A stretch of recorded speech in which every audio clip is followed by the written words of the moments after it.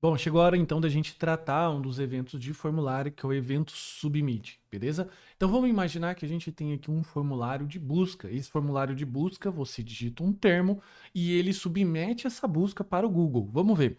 Vou digitar aqui Dev Samurai e vou clicar aqui em pesquisar. No momento que eu cliquei em pesquisar, ele enviou essa informação de busca e o Google, obviamente, tratou todas essas informações aqui. Bacana? Então, se você dá uma olhadinha aqui na barra, você vai ver aqui um barra search, que é igual Dev Samurai. Bacana? Então, é isso que o nosso formulário faz. Agora, vamos dar uma olhada no HTML desse carinha aqui. Se a gente dá uma olhada aqui, a gente tem aqui alguns blocos básicos, ok? A qual eu vou explicar aqui de forma resumida e depois, em outros cursos, em outras aulas, você vai ter a chance de entender todos os detalhes de um formulário. O mais importante aqui é a gente se debruçar em cima do JavaScript e não do HTML propriamente dito, até porque o HTML é mais fácil de aprender que o JavaScript, beleza? Então, se você entender esse conceito aqui, o formulário vem de graça. Então, vamos lá. Eu tenho então aqui um form, a tag para formulários é o form, em que ele precisa basicamente ter dois parâmetros, dois atributos aqui. O action, que é o endereço a qual eu quero enviar essas informações, e o método, que método que eu quero, get ou post, e basicamente essa diferença é no método get. Eu deixo os dados exposto aqui na barra, beleza? Ele coloca os dados que eu digitei aqui na barra e dentro do formulário vem os campos que eu quero capturar do usuário. Nesse caso aqui, a gente tem esse primeiro conjunto, que ele vem aqui label, que basicamente é o que eu vou escrever aqui para esse campo e depois o campo propriamente dito. Se você perceber, ele tem um nome aqui bastante estranho, que é só a letra Q, Q de query, beleza? E por que eu tive que colocar isso aqui? Porque é o parâmetro que o Google entende aqui no barra search, beleza? E o próximo aqui é um botão do tipo submit, que é o qual eu posso colocar aqui o valor pesquisar, o nome que eu quero colocar aqui dentro desse botão. Veja que, apesar da aparência dele ser de um botão, a gente utiliza o HTML dessa forma aqui. Bacana? Isso é um formulário, isso é o que você precisa entender para continuar a aula aqui e ir para a parte prática, que é a parte do JavaScript. Bacana? Então vamos lá. Eu capturei aqui esse formulário através do Query Selector, peguei aqui o formulário que tinha e adicionei um Event Listener nele, um evento do tipo submit. Bacana? Então, um evento do tipo submit, ele vai interceptar a ação de enviar as informações para o parâmetro action que a gente indica aqui. Bacana? Importante você não se confundir com o botão type submit. Isso aqui é uma coisa, esse evento aqui é outra, ok? Então fique bastante atento porque isso se refere ao formulário e não a esse carinha aqui. Esse cara aqui ele é o responsável por disparar o evento e aqui o submit é responsável por capturar o evento do formulário, ok? Antes da gente,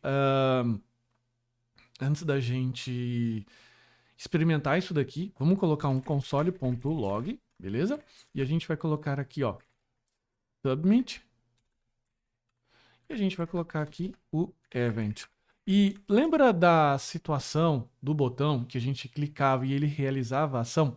A gente precisa fazer isso daqui de novo para evitar que ele envie as informações para o Google. Bacana? E depois, mais para frente, a gente vai utilizar isso daqui para validar. Então a gente vai colocar assim, event.prevent default.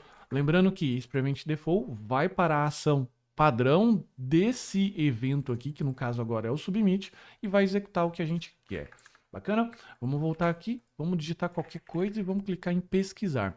Veja aqui, no nosso caso, que ele trouxe bastante coisa interessante. O que ele trouxe aqui? Ele trouxe as informações aqui do formulário, só que ele trouxe aqui algo bastante interessante, que é o próprio formulário na propriedade target. Bacana? Então a gente vai utilizar esse target aqui para capturar os elementos, ou melhor, os valores que a gente digitou aqui. Então, se a gente quiser, por exemplo, validar o campo busca, de modo que eu só posso enviar para o Google se o campo busca conter algum valor, eu posso fazer da seguinte forma, tá? Eu vou colocar aqui, ó, const query text e vou colocar assim, ó, event.target, lembra do target que se refere ao formulário, ponto query selector. O query selector também funciona aqui, bacana? Então ele vai dentro dos vários elementos que a gente tem lá, que no caso aqui são 3, é o label, esse input aqui, esse input submit. Lembra, o que interessa pra gente é esse cara, eu quero pegar esse valor aqui, bacana? E a gente vai filtrar aqui. Então eu quero um tipo input, beleza? Que ele vai retornar aqui pra gente name igual a que. Então eu quero pegar esse cara aqui com essa propriedade. Ponto value. Então eu vou colocar aqui, ó, query value, beleza?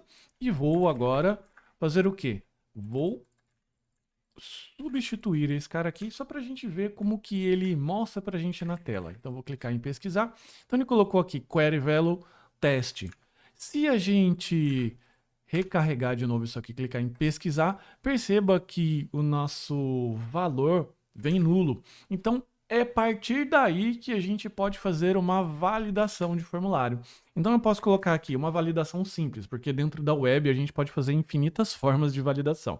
Beleza? Então a gente vai fazer o seguinte, if não query value. Lembra que no JavaScript tudo que é nulo corresponde a um texto vazio também? Então eu posso aproveitar dessa propriedade do JavaScript e quando isso aqui for nulo, ou seja, sem texto, eu executo o prevent default. Só que para não deixar o usuário sem nenhuma resposta, é interessante a gente colocar aqui, ó, um alert. E a gente vai adicionar a seguinte frase: busca obrigatória. Vamos colocar aí, o campo busca é obrigatório. Bacana? Então a gente vai recarregar. Vou clicar aqui em pesquisar. Ele vai mostrar para a gente o campo busca é obrigatório, dando feedback para o usuário. E o usuário vai entender que ele não pode seguir. Mas se eu colocar aqui, por exemplo, dev Samurai, ou o valor que você quiser, clicar em pesquisar, ele vai enviar para o Google. Por quê? Porque a partir desse momento que o query value continha um valor, eu não executei o prevent default e ele foi para frente. Bacana? Então, essa é uma das formas de interceptar eventos do formulário, tratar o evento submit e ainda de cara fazer a validação do formulário, que é algo bastante interessante quando você está trabalhando com programação web, porque tem alguns campos que são necessariamente obrigatórios para envio das informações para o seu sistema, seja login, seja cadastro de cliente, seja o que você estiver construindo, beleza?